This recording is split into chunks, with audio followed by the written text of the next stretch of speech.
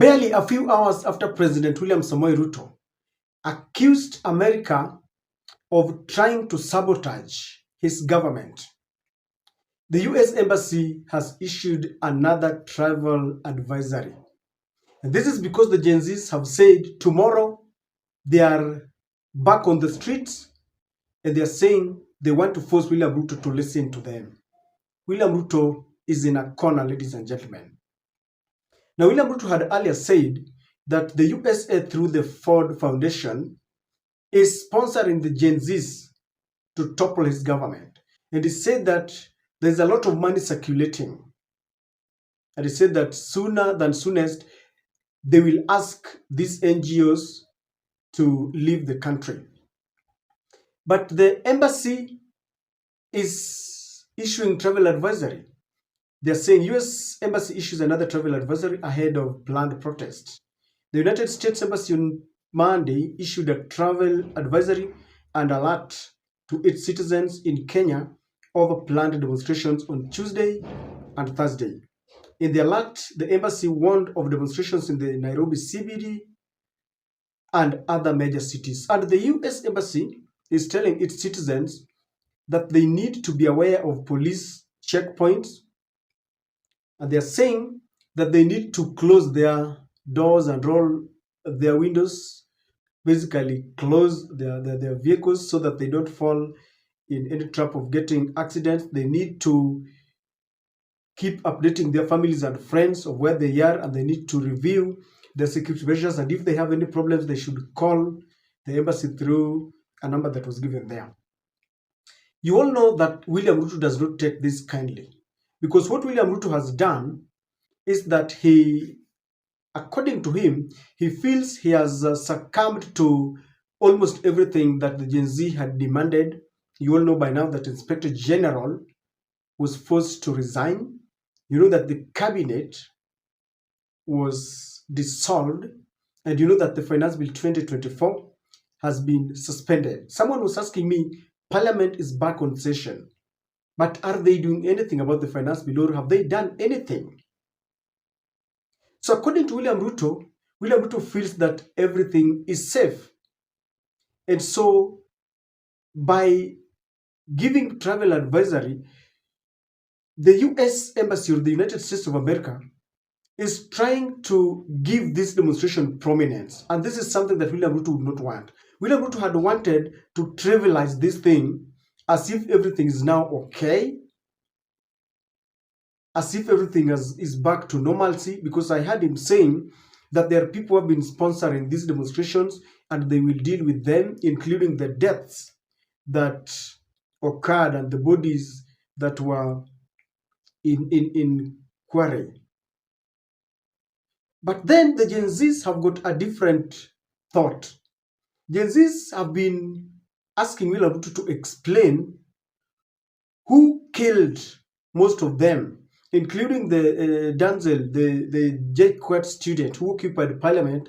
Someone followed him after the incident, and he was cast in some dam, a quarry that was full of water, and he died. The bodies that were being retrieved from that dump site are unaccounted for. And Gen Zs feel that most of their colleagues are the people are lying, that today the entire place was burnt in what was felt that this was an attempt to conceal evidence. And the conditions that have been put forward, even though William Ruto feels that everything is okay, they are telling William Ruto, we are not just going to sit back and watch you telling us that the Inspector General is gone. He needs to be taken to jail. We need the killer cops who are still working at large. We need you to prosecute those members of the cabinet who are corrupt. And you see, they're also telling William Ruto that the PSS must go and Parliament must be dissolved, something that William Ruto is not going to accept. We've seen the US issuing those travel advisory, and whenever they do that, sometimes they know what is going to happen. I remember when in 2022, when IEBC was about to declare a presidential candidate, when they were about to declare Ruto, there was that travel advisory. And they even cautioned them not to go to Kisumu. And people were wondering, There was an air of peace. Why were they giving this travel advisor? They had known what was going to happen. And on the day of Supreme Court verdict, it was the same. So when you see them sometimes issuing those travel advisory, they help the country with some intelligence. So they may be on the know that maybe the government is planning mayhem, or they know that the magnitude of this demonstration is going to be huge, because if there is something that has really bothered William Ruto, are the numbers that the Gen Zs always attract, the peace with which they portray and manifest when they are on the streets, so much that even the policemen who are shooting them will always remain with some guilt.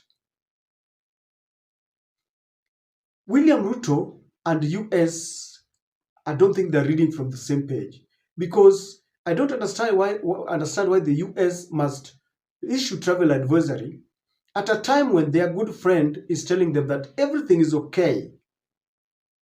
The Gen Z don't pose any threat because William Ruto does not want to be seen as a coward. He does not want to be seen as someone who is being bothered, who is threatened by Gen Zs. But the reality is, he is bothered extremely about what is happening. Gen Zs have said, occupy CBD. And William Ruto is asking, what else do you want? I have tried my best. But they're telling William Ruto, we know you. You always speak, but you don't implement. What we are really waiting for, it is one thing to dissolve your cabinet, it is another to give us a credible cabinet. Because there are rumors that William Ruto wants to include of some of the members of parliament who were serving in the previous parliament. Some of them who went to the ballot and people voted against them. Some governors and senators. He wants to recycle. And Gen Zs are asking, this idea of recycling, don't we have a place in your government? And they're telling him, before you include your government, when you consult us. And I think this is the best thing that William Ruto should do. Because William Ruto would be adding petrol into fire if he decides to give us another cabinet that is even worse. He has said that he wants to include some of the Azimio members. And if you ask me, Azimio will simply give him some of the former governors, like they were flouting the names of Wycliffe Oparanya and Joho. If you ask me, that will be the worst thing that William Ruto can do. We cannot keep on recycling people. We need watu wa boda boda. We need Mama Mboga. We need these Gen Zs so that they can also feel part and parcel of the government. When one of them is on the table where decisions are being made, he will represent their interests. This idea of an older generation making decisions on their behalf and they don't even understand them is quite wrong. They need one of them to be there. And they're telling William Ruto, we don't need the members of the cabinet who you have kicked away to come back. There are rumors that people like Chirchir and Murkomen and Duale will be coming back. But Kenyans as a whole, not only Gen Z, are telling William Ruto, that will be the joke of the year. You pretend that you have dissolved your cabinet, then you bring them back. That is quite unacceptable. And so with this travel advisory, it seems things are serious. It seems this is no joke. It seems it will be huge, and it seems they feel the threat. You know, when this travel advisory are given, people look at it internationally. Even people who had forgotten about Kenya, it is attracting headlines that something is happening in Kenya. Remember, these people, it is these people kind of declared a curfew on William Samoei Ruto. He has refused to travel because he feels if he goes there, he might be told, remain there, don't come back. And we've got this threat from even his deputy. I wonder how this government is running when a president is threatened by his deputy. The deputy doesn't want even to take, private or a government jet because it's threatened by the president. This one came so soon. So, ladies and gentlemen, the US is getting into Ruto's nerve. Apart from the fact that William Ruto is saying there is sabotage, they are also making it known that Gen Zs are real and they're coming with real power and they're coming to force Ruto to calm down. Remember, the IMF had told William Ruto, you're wasteful. I don't think everything is okay. There are some dots that are not connecting, than some links.